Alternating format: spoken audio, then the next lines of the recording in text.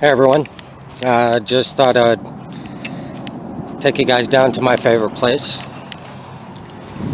It's one of my favorite places. My girl Akita, we love to come down here for a walk. Actually, when I first moved here, that's all I did was come down to this beach, hang out all day. And now this is amazing too, because this is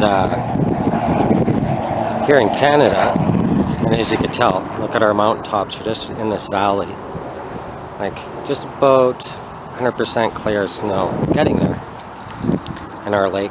And it's beautiful today. It's like 10 degrees, 15 degrees, somewhere around there, between there. But, you know, when I first found out about flat Earth,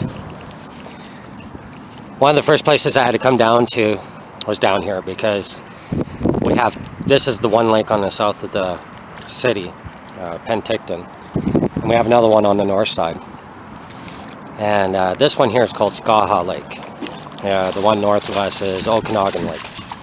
And you can check them up on the map, they're huge. But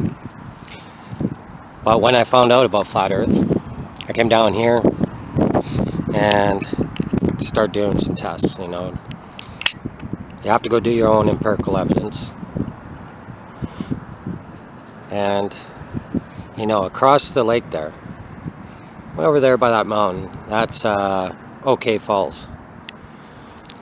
And I've put fireplaces in quite a few of those houses over there, and it's interesting, like you can see over there, you can see the road. It's right down at pretty much about 2 or 3 feet off of the, maybe 5 feet at most off of the lake. And you could see the cars clear all the way down to Okanagan, or OK Falls. You know, very interesting. You know, so there's definitely no curve. I mean, people can argue all they want. The facts are the facts. I mean, I think the empirical evidence outweighs the lie. And I don't think there's really much arguing to do with anybody. I think people just have to realize that these facts have to be addressed. We have to, you know, go out and get people to start looking. The problem I see is a lot of people are stuck in their comfortable little bubble, and they believe if they don't create waves, then their pond will stay nice and calm. Well, lately we've been exposing, you know, we're mainly about the flat Earth, because that's the main lie that ties them all together. There is other things I would talk about, you know, to do with the church. I'd rather just stay away from that argument. That's been centuries and centuries of arguing, and no one has swayed either side. So to sit and argue about faith and what we believe as far as the Creator, I think that's kind of mute.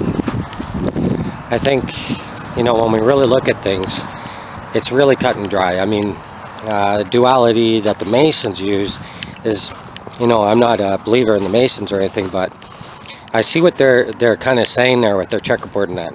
There is only black and white. There's only God and Satan. And so, I mean, to think that there's anything beyond that is ludicrous in my mind. I don't know, I was atheist before I came into flat Earth. I didn't really much believe that there's a God, like the Bible said. I thought there might have been a power beyond the universe, but because it was an infinite universe and that model, it was really hard to get the mind to wrap your thoughts around that there's something beyond infinity, right?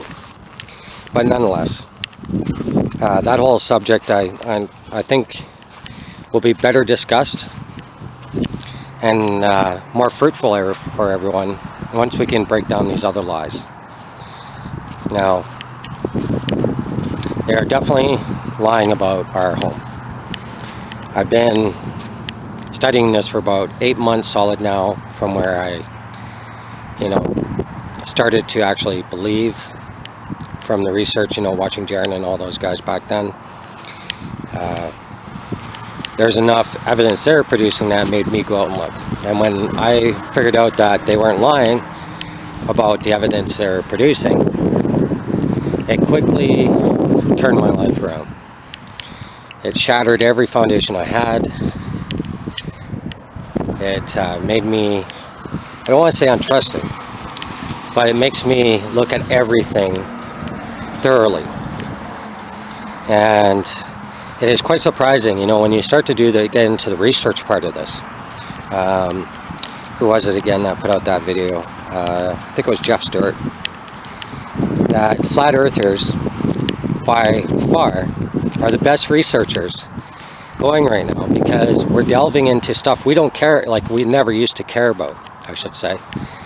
We're delving into subjects, like for myself, I'm 42.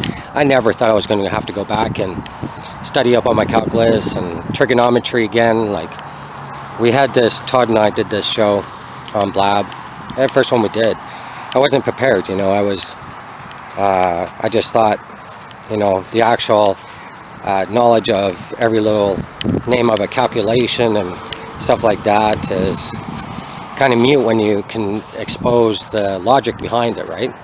But that wasn't good enough.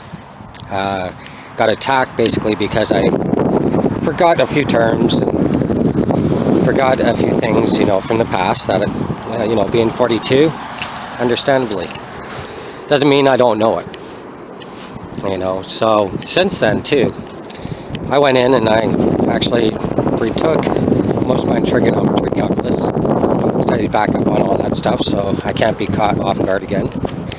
And what I found too was it only made the argument that much stronger, because now when I can use the math to the, you know, a globe believer's scrutiny, then undoubtedly it still works out that we're being lied to. The earth is flat. It's definitely flat. I mean, of course we have mountains. I mean, we're not saying it's flat. Some people go too far, I think, when you say something. They want to go and dissect your word and take 50 million assumptions and try to backlash you with it. To me, that just shows the ignorance of someone. My favorite word lately, obtuse. I like that word because it really describes what we're seeing with people that just will not even take a look at the subject. They'd rather just come out and attack without actually researching what they're attacking. I was in a debate club when I was in high school. One of the first things our teacher told us to do was, first, before you study what you want to debate, go study the opponent. Go study what they want to debate. And in that, you're going to be able to find the holes in your argument, which will only make you a better debater. So that was something that, you know, was instilled in me when I was in high school. So when it comes up to this topic, I'm really trying to use that approach. And I did in the beginning. In the beginning I was still believing in the globe, so I really was trying, for the sake of keeping my globe, to disprove flat earth. You know, and I find that anybody who actually goes and tries to disprove flat earth, they do honest research, they'll end up in the same place, guaranteed. I do have my reservations though about some people that proclaim they're in flat earth, and I want to kind of put this out to you guys just to keep your eyes open and really use your thinking caps. You don't want to be lied to again. So let me give you a little piece of advice. And I'm not going to go and point fingers at anybody. I just want to give you an overall gist of how I am seeing it.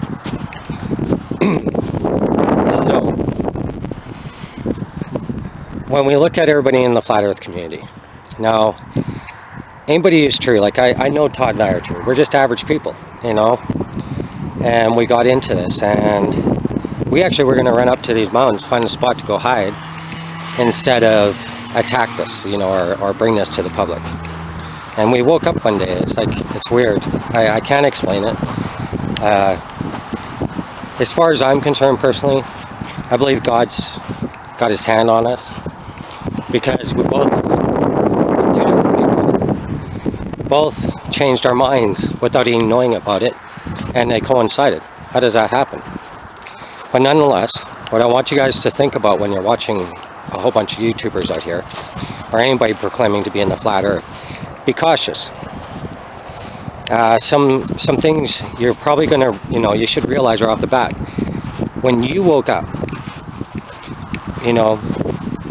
most people I talk to that I feel are being truthful about this, they feel the same thing I do. They feel an undoubtable connection with God, and only God.